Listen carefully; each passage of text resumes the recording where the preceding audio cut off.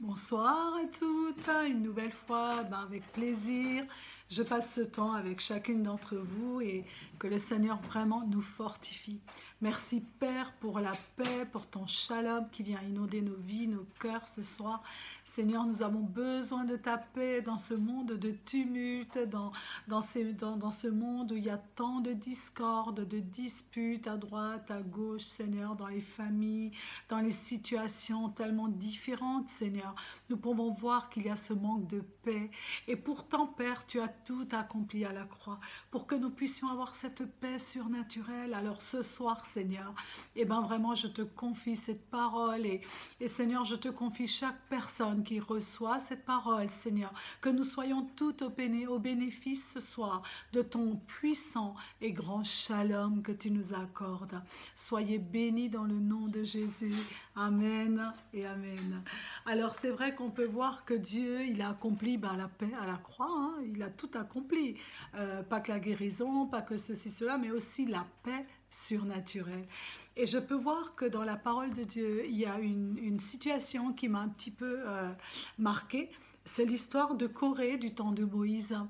Et je peux voir que Corée signifie dans la parole de Dieu glace. Quelque chose qui est froid, quelque chose qui est glacé. Et il a même remis en fait en question Moïse et Aaron. Il a vraiment douté de leur autorité. Il a cherché la dispute. En fait, il a amené la discorde au milieu du peuple pour s'opposer justement à Moïse et Aaron. Il a amené de la froideur dans les relations. Il a amené ce côté glacial au milieu jusqu'à attirer la mort évidemment sur lui et sur tous ceux qui étaient avec lui, les 250 personnes qui étaient en accord avec lui et qui revendiquaient l'autorité que Moïse avait reçue de Dieu ainsi que Aaron. En tout cas, il a mis la discorde là où normalement il devait y avoir la paix. Il n'y avait aucun problème pour qu'il y ait la paix. Il pouvait y avoir la paix pour conquérir Canaan, même cela était nettement meilleur qu'il y ait la paix. En tout cas, là où il y a la discorde, il n'y a plus la paix. Ça, nous le savons et nous avons tous peut-être à un moment donné dans notre vie vécu des moments où il y avait des discordes. En tout cas, la discorde me montre le manque de paix et donc l'absence de la présence de Dieu. Ça, c'est clair que là où il y a la discorde, il n'y a pas la présence de Dieu. Alors, combien de personnes sont parfois liées par l'esprit de Corée? Nous sommes en pleine guerre spirituelle parce que nous prions pour des personnes et je peux vous dire que beaucoup de gens sont liés par l'esprit de Corée. Là où il y a la paix, il y a Dieu le shalom, il y a notre shalom. Dieu est shalom, Dieu est paix, il est la paix et le shalom est la paix. En tout cas, cela signifie la plénitude de Dieu et la paix veut dire la présence divine. Et nous avons besoin de la présence divine et c'est la raison pour laquelle nous ne pouvons pas nous contenter de vivre simplement avec des demi-mesures.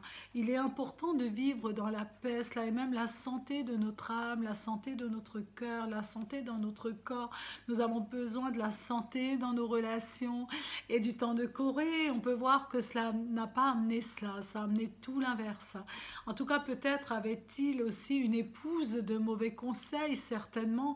Je ne pense pas que Corée, il avait une épouse qui était vraiment l'inverse ou qui cherchait la paix plutôt que la discorde, parce que je ne pense pas que cet homme serait allé aussi loin dans ses attitudes, dans ses agissements. Et vous savez que parfois, où on a une femme de paix, ou alors on ne l'est pas, ou on a une femme qui renverse sa maison, ou alors on a une femme qui bâtit sa maison. Et je peux voir que dans la vie de Corée, on ne peut pas voir la trace d'une femme de paix, en tout cas.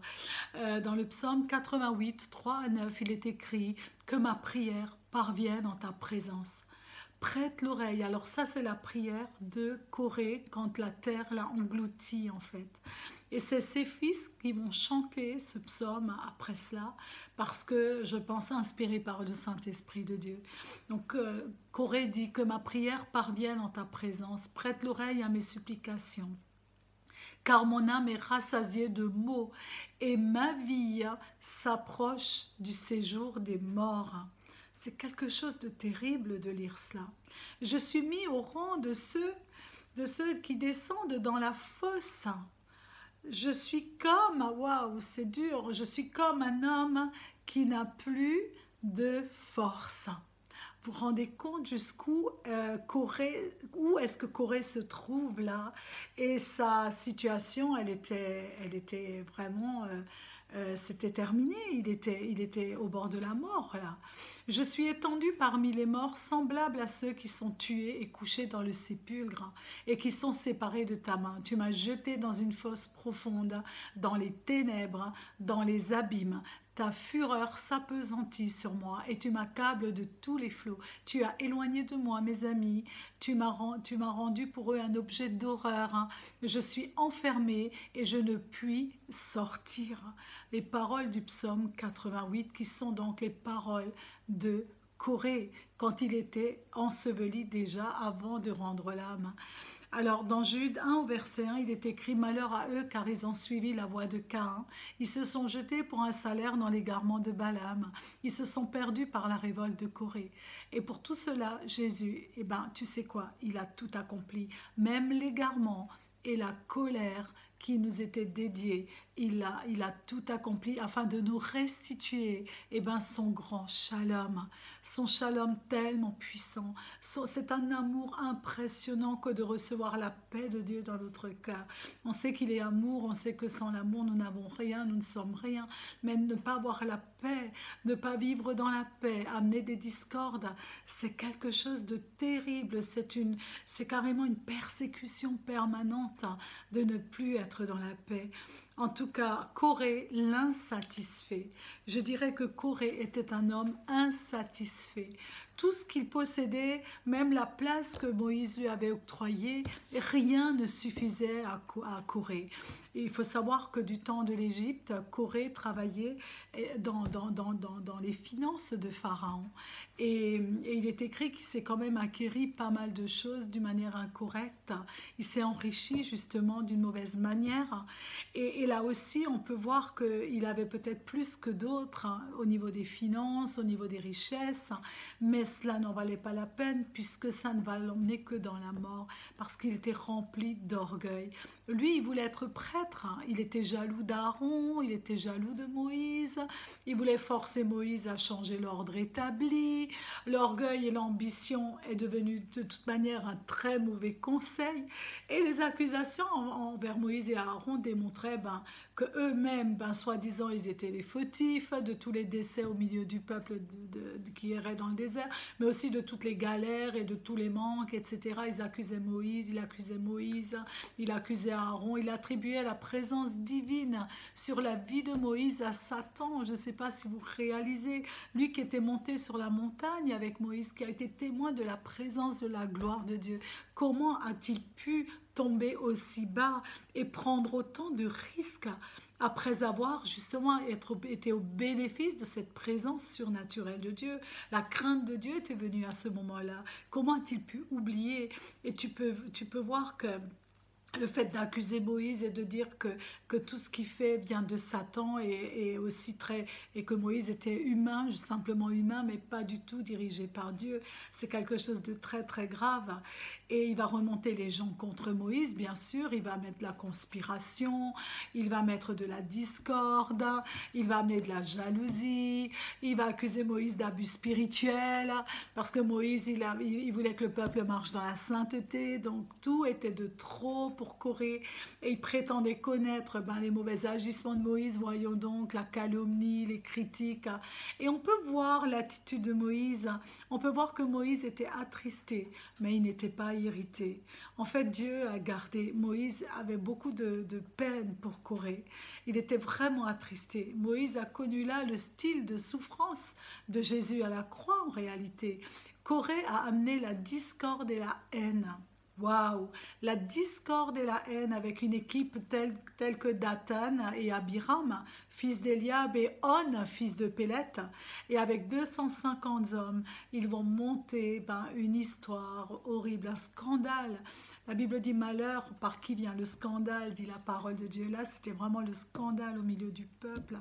Et dans cette histoire, il y a la femme de Corée et celle de On.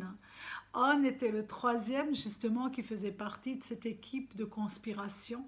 Et vous pouvez voir qu'à un moment donné, on parle de On, mais ensuite on ne parle plus d'On.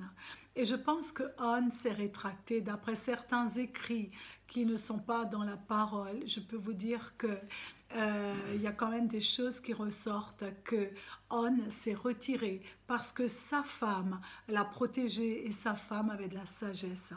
Et c'est impressionnant parce qu'on voit que Corée avait une épouse certainement qui alimentait ce rejet qu'il ressentait, cette injustice soi-disant pour la place qu'il aurait mis à voir. On peut voir que cette femme, elle n'a pas accepté de ne pas d'être élevée à côté de son mari, certainement, et elle l'a poussé encore plus, elle a mis de l'huile sur le feu, comme on dit, et que la femme de On, elle a réalisé que son mari allait à la perte et ainsi leur famille. Et elle a vraiment, je pense qu'elle a vraiment prié, elle a vraiment conseillé son époux de lâcher prise, de ne pas se mêler de cette affaire. Corée, en tout cas, est motivée par celle qui a donc mis l'huile sur le feu et qui a vraiment impulsé la jalousie et le gain aussi du mal acquis, parce qu'en même temps, l'argent était très intéressant pour Corée. Et On, il s'est abstenu certainement au dernier moment. En tout cas, il n'est plus mentionné, il ne fait pas partie de cette équipe. Voilà, sa femme était une femme de sagesse, certainement. Combien c'est important que nous soyons des femmes sages qui bâtissons notre maison, parce que la femme insensée, vous savez, elle la détruit. Et elle détruit sa famille, elle détruit son appel, elle détruit les relations, elle est capable du pire. C'est ainsi que Moïse les convoque avec Aaron dans la présence de Dieu le lendemain matin, avec 250 torches et du parfum. Et Corée convoqua toute l'assemblée contre Moïse à l'entrée de la tente d'assignation avec beaucoup d'arrogance pour que Corée passe le test devant toute l'assemblée et devant Dieu contre sa nature. Vous imaginez qu'il a convoqué donc l'assemblée pour justement pour détruire encore davantage, mais il ne savait pas que Dieu était l'invité principal. Il ne savait pas que Dieu, qui juge les actions mauvaises, était plus que présent, même beaucoup plus même que Moïse en personne et Aaron. Parce que quand Dieu vient au secours de ses serviteurs, je peux vous dire que c'est Dieu qui est le juge. Et Dieu va s'occuper de cette situation-là. Alors, c'est terrible, vous savez quoi? Quand Dieu fait passer un test qu'on n'est pas capable de passer. Corée vivait dans un monde qu'il s'est érigé lui-même. Il s'est érigé lui-même. Et on peut voir qu'il va maintenant être testé pour quelque chose qu'il ne pourra pas passer le test. Et ça, c'est vraiment juste au profit de sa perdition en réalité. Et combien il en a entraîné avec lui dans cette perdition. Parce que quand on n'a pas le shalom de Dieu dans son cœur, en général, on contamine tellement de personnes autour de nous. Et on emmène la discorde autour de nous. On emmène des mauvaises paroles, on emmène de la haine, on emmène de la jalousie et de la critique, et ça discrédite les personnes. Je peux vous dire que c'est quelque chose de terrible, et combien Dieu nous emmènera justement dans un certain jugement par rapport à ce que nous déclarons, par rapport à ce que nous ensemençons dans notre vie. En tout cas, je peux voir combien que Moïse a été un père pour eux. Il a été comme un père, il a été un berger patient et devenait à leurs yeux le pire des tyrans et des usurpateurs, exclus de Canaan par leur propre faute. La parole me montre qu'ils s'excluent de Canaan par leur propre faute. Ils étaient si près de Canaan. Ils étaient tout proches de Canaan. Parfois, on est tout proche de la sortie du tunnel. Parfois, on est tout proche de la bénédiction qui s'en vient d'une manière multipliée. Même pour notre famille, on est tellement proche pour acquérir cette onction sacerdotale. Et on est capable maintenant de tout détruire. C'est impressionnant comment ils sont tombés dans leur propre piège. Ils ont rejeté les fautes sur Moïse. Corée va permettre à Dieu de révéler ce qu'il était réellement aussi. Parce que Dieu va toujours permettre de révéler nos cœurs. Ils vivaient dans un monde en désordre, tourmentés par du temporel, beaucoup plus que par des choses réelles constructives et spirituelles, et pour des choses au final, sans importance, en oubliant toutes les conséquences de ces actes. Et ça, c'est terrible. Et là, tu peux voir que 2 personnes sont testées. Moïse est testé et Corée va être testé par Dieu. Mais Moïse passe aussi par le test au travers de l'épreuve. Moïse est testé selon le principe de la croix.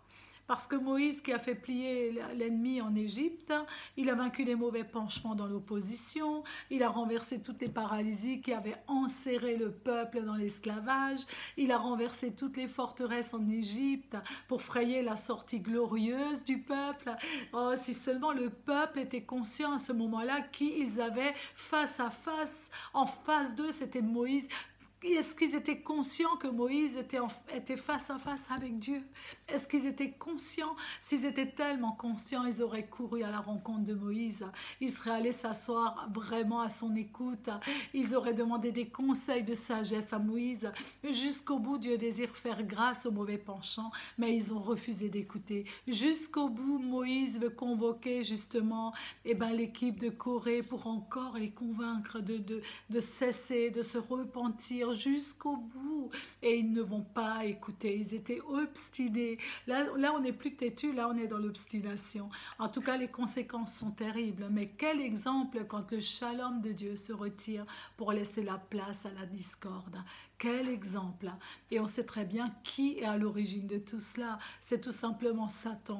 C'est le même esprit d'orgueil que Lucifer dans le ciel. C'est exactement la même chose que Balaam. C'est exactement la même chose que Caïn, que l'esprit de Caïn.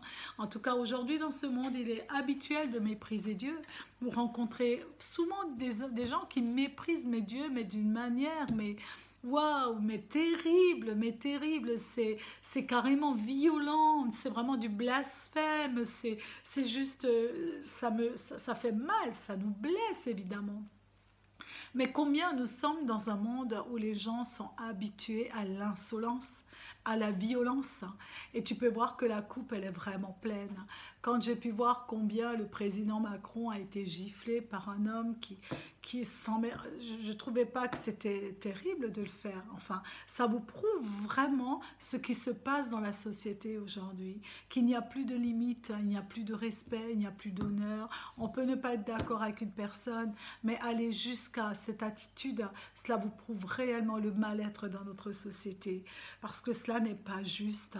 Nous sommes en train de prier pour une génération qui est empreinte de critiques, de choses tellement négatives. Cette génération doit être encouragée dans beaucoup de foyers. On entend, tu n'es pas ceci, tu n'es pas cela, tu aurais dû faire ci, tu n'as pas fait ça, tu ne feras jamais rien de ceci, tu ne feras jamais rien de cela. Et parfois, beaucoup de personnes, même envers elles-mêmes, elles se discréditent, elles sont dans la discorde avec elles-mêmes. On peut être dans la discorde avec soi-même, on peut être dans la discorde dans notre famille, au travers de la manière dont on se parle. On amène la discorde et le shalom de Dieu ne reste pas dans cette présence. Et nous voulons la paix de Dieu pourtant. Et il y a eu quand même une petite voix à l'intérieur de nous-mêmes qui sans cesse est capable et qu'on peut entendre et qui nous dit: tu es une merveilleuse créature, tu es merveille, tu es à moi, tu es extraordinaire, tu es aimée, tu es belle, tu es capable, etc. Accepter et croire que le jour où tu es né, le monde ne pouvait plus continuer sans toi. Est-ce que tu peux un jour penser à cela, que tellement tu es importante pour Dieu?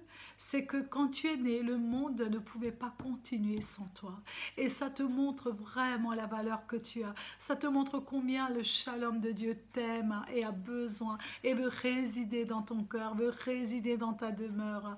Oh, combien Dieu l'a décidé, et que sans toi, il manque quelque chose dans ta famille. Il manque quelqu'un sur cette terre. Tu es précieuse et chacune d'entre nous, nous sommes importantes parce que sa mission est la chose la plus élevée, extrêmement importante. Et le ciel est en fête, et à chaque fois que tu encourages quelqu'un, que tu pries pour une personne et que Dieu voit cette personne précieuse, il considère ta vie encore parce que il te considère que tu es tout au travers de lui. Il considère que tu le considères et qu'il est tout au travers de toi.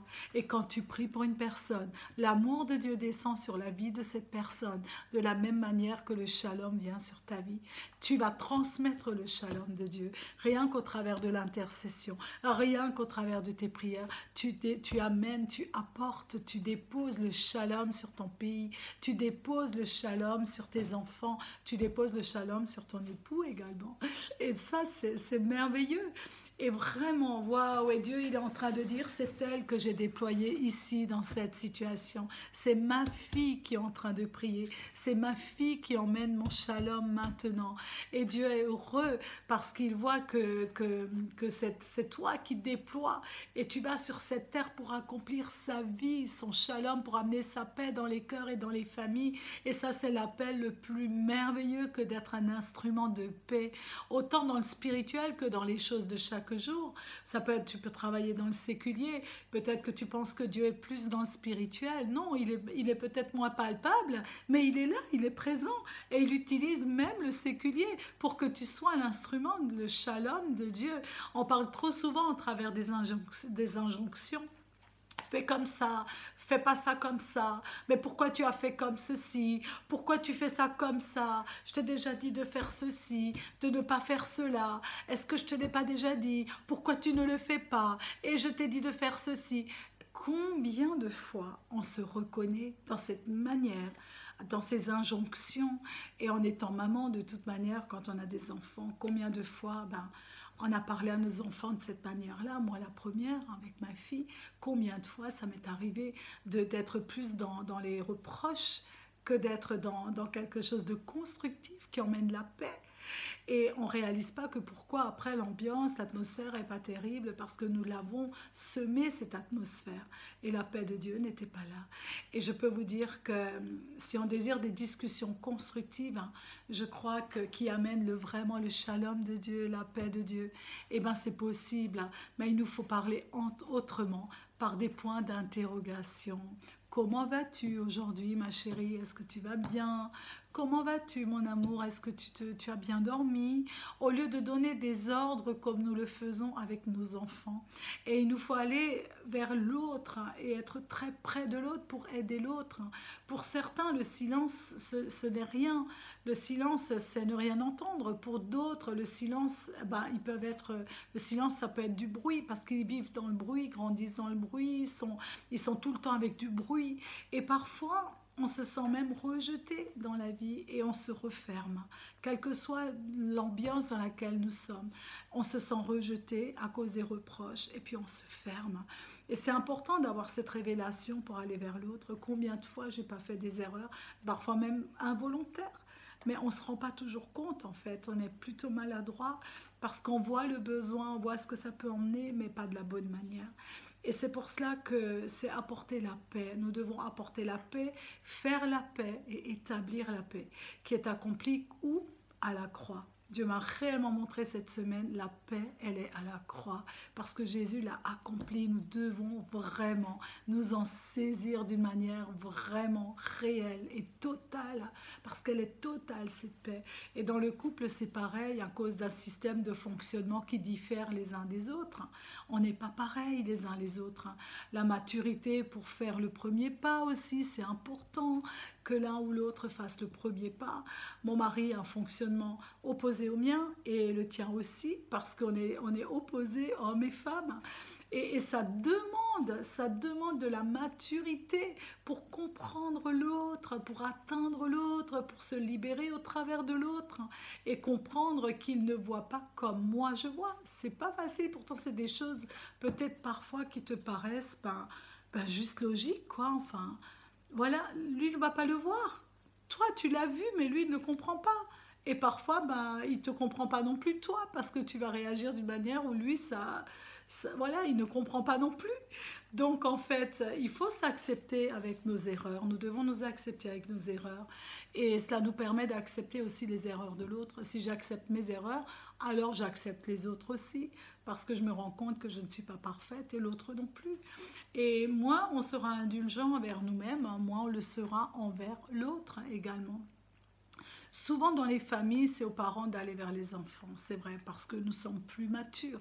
Évidemment, nous faisons le premier pas, nous apprenons à nos enfants comment ils feront plus tard, etc. Ils vont comprendre et ils vont prendre l'exemple sur les parents. Comment aimer les personnes? Si vraiment en tant que parents, nous sommes dans l'orgueil constamment, dans la position de l'orgueil, nos enfants seront orgueilleux. Et jamais ils ne vont vous demander pardon, jamais ils ne vont accepter le pardon, jamais. Ils auront toujours raison et c'est vous qui devez obéir plus tard. En tout cas, comment aimer les personnes qui nous ont fait du tort? Comment on va les aimer? Peut-être on n'a pas toujours la force d'aider tout le monde, mais il y a des fois aussi on laisse la place à d'autres personnes à notre place parce que Dieu ne nous demande pas forcément de faire des choses qu'on n'est pas, là où on ne se sent pas vraiment prête à le faire, mais Dieu sait aussi mettre les personnes qu'il faudra ou utiliser une autre manière, évidemment. Parfois, c'est le temps de Dieu qui n'est pas encore prêt. Et il y a des choses, il y a 20 ans, que je n'aurais pas imaginé dans ma famille, par exemple. Et pourtant, que j'ai vu se réaliser l'année dernière et cette année, et puis ça continue. Voilà, Dieu est en train d'agir dans ma famille. Et ce sont des choses qui me paraissaient carrément pas possibles avant, parce qu'il y a un temps de Dieu et Dieu te prépare aussi toi-même, parce qu'il y a des choses que tu n'aurais pas acceptées, tu n'aurais pas accepté de mourir autant toi-même peut-être, mais le Seigneur le savait. En tout cas, il n'est pas le Dieu de la discorde, et il est le Dieu vraiment de la paix et du salut et de la paix surnaturelle. Mais Dieu sait vraiment utiliser les personnes qu'il faut dans toutes les situations. Si tu es une personne de paix, eh ben le Seigneur vient, la colombe de la paix rentre chez toi. Amen. Moïse a parlé à tout le peuple d'Israël. Et le désir de Dieu était quoi? La sainteté. Il désirait quoi? Les bonnes relations, Moïse. Quand je pense en un instant que ce jour-là, où ils se sont tous retrouvés avec leurs torches et leurs parfums, et quand Moïse a dit que celui qui vient de Dieu, eh ben que Dieu révèle celui qui vient de Dieu, et que celui qui ne vient pas de Dieu soit englouti. Et au final, aussitôt qu'il avait parlé, la terre s'est ouverte, et tous ont été engloutis. Tout ce qu'ils avaient, même leur matériel, tout s'est englouti avec eux. Et je me suis dit, mon Dieu, mais c'est terrible, quoi. Terrible d'avoir plein de choses, d'avoir acquéri tellement de choses pour rien, parce qu'il n'y avait pas l'essentiel, il n'y avait pas la paix de Dieu, il n'y avait pas la crainte de Dieu. S'il n'y a pas la paix, il n'y a pas la crainte non plus. S'il n'y a pas la paix, il n'y a pas l'honneur non plus. S'il n'y a pas la paix, il n'y a pas le respect non plus. Et ça, c'est quelque chose de terrible. Quand j'ai lu le témoignage de toutes ces personnes, même dans le film, quand vous regardez le film de cet avion qui s'est crashé aux États-Unis, quand les tours sont tombées, et bien cet avion-là, tous les gens qui étaient dans l'avion, la plupart ont envoyé des messages à leur famille. Et ce qui m'a marqué énormément, c'est que aucun message ne parlait des finances, aucun message ne parlait de diplôme, aucun message ne parlait de revendication ou de discorde. Mais chaque message qui a été transmis aux familles avant que l'avion ne se crache, c'était « Je t'aime, ma femme bien-aimée, je t'aime, mon époux, je vous aime, mes enfants, je vous aime, ma famille, mes petits-enfants ». Il n'y avait que la seule chose qui restait, c'était des mots d'amour. C'était que des mots d'amour. Et je crois que la paix est accompagnée par l'amour. Et nous devons être des instruments de paix où que nous soyons. Le reste n'est pas important. Et je crois que le monde a besoin de la paix. Quand nous prions, nous devons prier pour la paix. Nous devons aussi délier les gens de l'esprit de Corée, l'esprit de la discorde, l'esprit de la méchanceté, l'esprit de la jalousie. C'est tellement terrible en ce moment ce qu'on peut voir sur la terre. Tellement de femmes assassinées, mais de plus en plus, de jour en jour, des femmes assassinées, des femmes étranglées, des femmes violées, des femmes tuées. C'est quelque chose de terrible. Mais cherchons la paix, cherchons à amener la paix aux autres, que nous soyons des instruments de paix surnaturelle. Amen. En tout cas, eux, ils étaient liés aux biens qu'ils avaient. Il y avait en eux tellement de choses. Ils étaient complètement liés, ces gens qui ont suivi Corée au final. Et vraiment, ils auraient pu se lier aux biens dans les autres, parce que moi j'aime bien me lier au bien qu'il y a dans les autres. J'aime bien être l'amie du bien, une amie du bien qui est dans le cœur des autres. J'aime bien les personnes qui sont bienveillantes. C'est pour ça que je suis quelqu'un, j'aime beaucoup partager le café, le thé. J'aime passer du temps avec les gens pour partager justement le shalom de Dieu. J'aime cela tellement. Et je ne pense pas que Corée, il aimait cohabiter avec Moïse. Ça m'étonnerait que Corée cherchait à boire le café chez Moïse ou chez Aaron parce que c'était vraiment terrible. Il n'aimait pas la présence de Moïse et d'Aaron parce qu'il était jaloux de l'onction, il était jaloux de l'autorité qu'ils avaient reçue. En tout cas, toi, sois l'ami des gens de bien et que les gens puissent trouver chez toi cette paix surnaturelle. En tout cas, c'était très très difficile. La paix, c'est l'unité de la création en réalité. Plus le canal est le canal de Dieu, plus il se manifeste au travers de toi par ce canal. Parce que Dieu, si tu es le canal de Dieu pour la paix, la paix de Dieu va couler aussi pour ta propre vie, pour ton propre profit aussi, pour ta propre bénédiction également. L'esprit de Corée divisé. L'esprit de Corée est divisé et divise, et c'est là que Corée est tombé. Il a pris Moïse et Aaron pour garder l'unité du peuple. Waouh, c'est l'esprit de l'encouragement. Quand tu vois que Moïse et Aaron avaient cet esprit d'amour et de paix, c'était un esprit qui encourageait, c'était un esprit qui avait du succès, et qui était toujours en train d'encourager les autres à aller plus loin. Aaron s'exprime, et à un moment donné, Aaron reconnaît même ses erreurs, il le dit, mais vous savez, avec Dieu, tout est recyclable. Et à la croix, c'est du recyclable. Il recycle et il nous rend tout nouveau, il rend les choses nouvelles au travers de la repentance. On peut toujours réparer et Dieu veut toujours réparer et Dieu veut toujours accomplir la paix à la croix. Il veut toujours restaurer la croix que l'ennemi t'a volée au travers des situations.